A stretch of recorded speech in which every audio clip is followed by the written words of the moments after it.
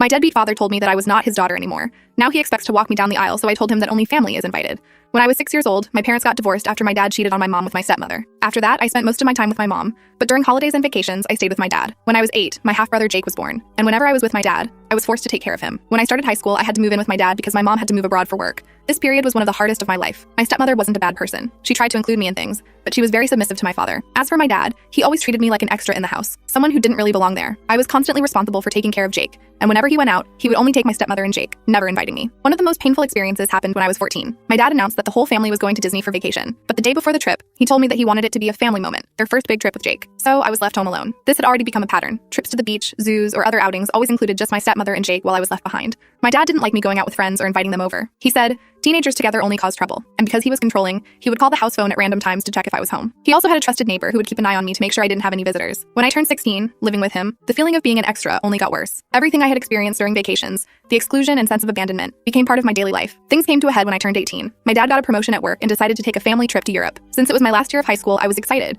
thinking I'd finally be included. But then he told me he didn't have enough money for a trip for 4, so it would just be to celebrate Jake's 10th birthday. I had to stay home. That's when I snapped. I told him he was being unfair and that he shouldn't have given me false hope. I explained how I'd felt over the past years, and he called me ungrateful and spoiled, saying that I lived with him rent-free. The argument escalated and he kicked me out of the house, saying I was no longer part of the family and not even his daughter.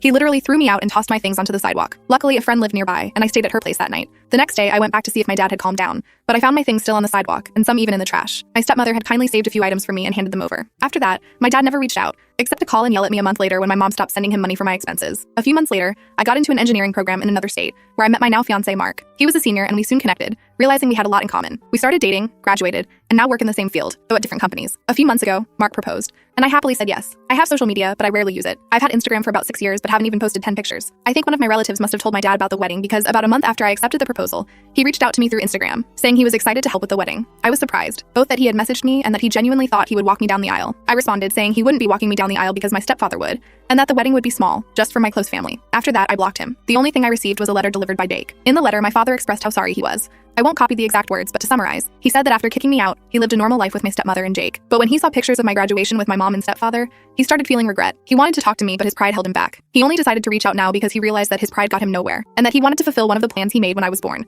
to pay for my wedding and walk me down the aisle. Honestly, I don't know what to do. Update, here's what I've decided. I will respond to his letter. I'll express how I felt when he kicked me out. I'll be polite but honest. I'll also let him know that my stepfather will walk me down the aisle because that's what I want. I won't offer further explanations to him. After all, this is my wedding with Mark, and it will be exactly how we want it, without the need for justifications. I will not accept any money from him, nor will I send him an invitation. If my dad truly wants to reconcile, he can reach out to me through Jake, but only after the wedding or honeymoon, and it will be on my terms. As someone suggested, we're going to hire security for the wedding, no matter how my dad reacts. For those wondering, yes, Jake has been invited. As I mentioned, we still have a good relationship, and